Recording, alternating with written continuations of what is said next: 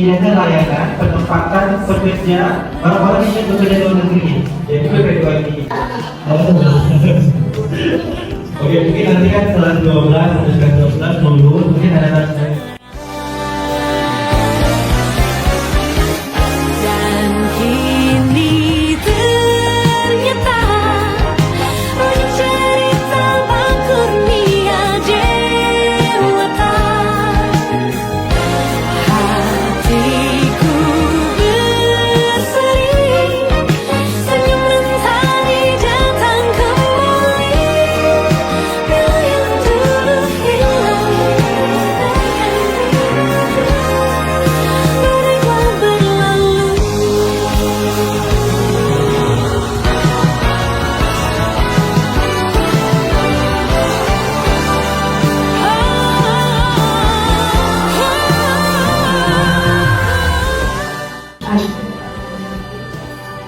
Terus bentuk dari DPP orang menjelaskan di dalam perdagangan manusia itu orang ada pekerjaan.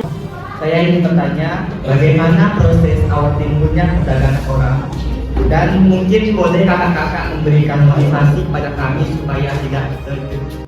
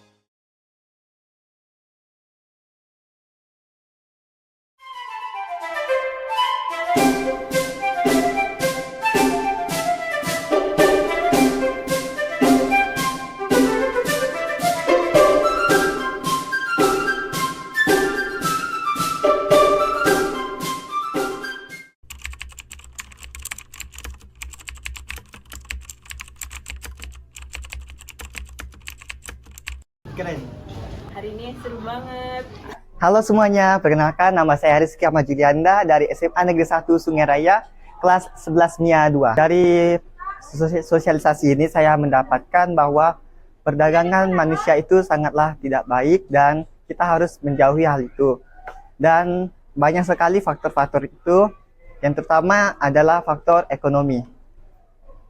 Kesan-kesannya, semoga kita para remaja dan seterusnya tidak akan bisa terjerumus dari hal itu. Halo semuanya, perkenalkan saya Rizky Mesya Putri dari SMA 1 Sungai Raya dan dari kelas 11 IPA 4. Kesan dan pesan yang dapat saya terima itu ya, saya dapat banyak sekali ilmu pengetahuan mengenai human trafficking dan saya dapat banyak sekali mengetahui bagaimana proses terjadinya human trafficking itu dan bagaimana cara mencegah agar kita tidak jatuh ke dalam perdagangan manusia.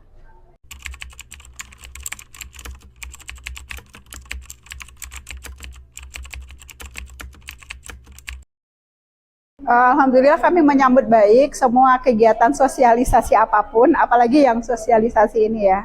Sukses untuk anak-anakku. Halo semuanya, perkenalkan saya Tri Lestari dari Serikat Buruh Migran Indonesia di Pontianak.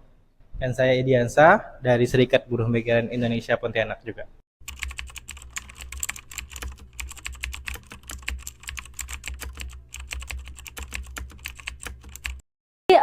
Segenting apa itu kita lihat dari kasus yang banyak terjadi di Kalimantan Barat ya. Itu banyak sekali anak-anak muda kita, bahkan anak-anak muda yang di bawah umur menjadi korban human trafficking di negara Kamboja. Itu modusnya adalah penempatan pekerja ilegal di negara Kamboja. Jadi mereka itu semuanya disekap dan disiksa, mereka itu akan dijual ke negara lain dengan awalnya modus iming-iming yang sangat menggiurkan tentang informasi lowongan kerja seperti itu.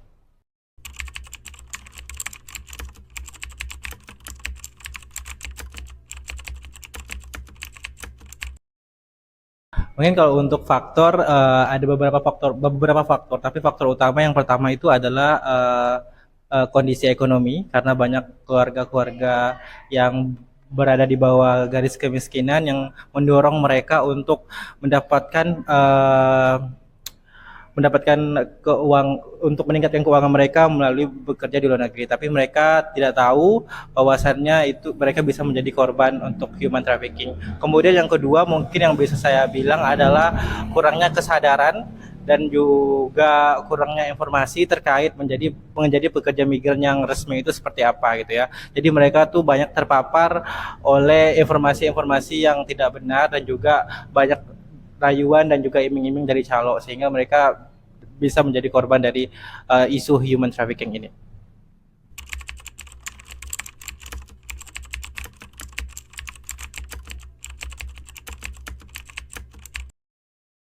Oke, untuk modus sendiri yang banyak terjadi di Kalimantan Barat itu biasanya adalah penempatan pekerja migran ilegal. Itu seperti di negara Kamboja, Laos, Filipina, terus Myanmar, dan Vietnam. Nah, itu banyak sekali terjadi di daerah Kalimantan Barat ini. Jadi Kalimantan Barat itu darurat mengenai human trafficking, modus penempatan pekerja Indonesia ilegal, begitu. Pekerja migran Indonesia ilegal. Sedikit menambahkan juga karena wilayah kita Kalimantan Barat juga memiliki perbatasan gitu ya dengan Malaysia, dan itu juga digunakan oleh beberapa oknum untuk merekrut orang-orang untuk bekerja di Malaysia melalui jalur-jalur yang ilegal atau melalui jalur tikus sehingga orang-orang tersebut bisa masuk ke Malaysia, setelah itu dieksploitasi di sana beberapa tahun mungkin, kemudian ditangkap oleh pemerintah Malaysia kemudian dideportasi kembali ke Indonesia gitu. Jadi itu juga salah satu modus yang digunakan orang-orang untuk merekrut orang yang ingin bekerja di luar negeri gitu.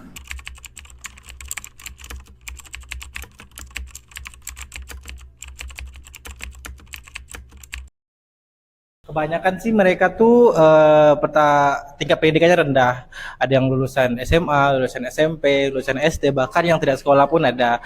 Nah, kebanyakan juga itu perempuan, tapi juga laki-laki juga ada. Tapi memang perempuan cukup rentan untuk menjadi korban dan juga anak-anak gitu. Anak-anak di bawah umur.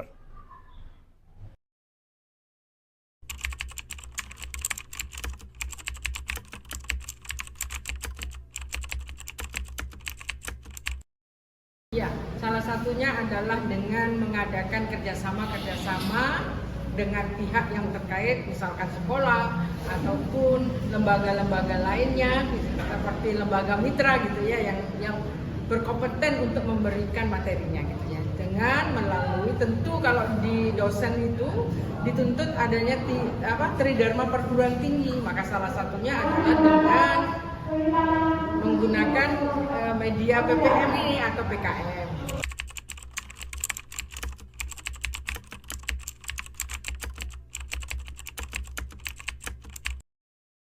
Ya, sebagai bentuk moral kita gitu ya, tidak hanya berdiri atau berada di Menara Gading, tapi juga lebih share atau memberikan informasi gitu ya. Tidak hanya sekedar kita berbicara tentang teorisasi di dunia kampus, tapi kita juga melanding atau bekerja sama juga dengan masyarakat untuk memberikan edukasi, tidak semata-mata seperti tugas kita di kampus gitu.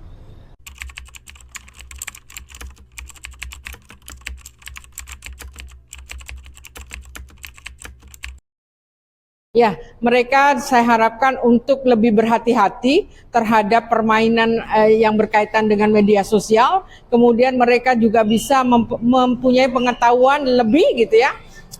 Mana yang kemudian informasi itu informasi yang benar dan reliable gitu atau dapat dipercaya, tapi kemana kemudian informasi itu hanya sebagai jebakan saja.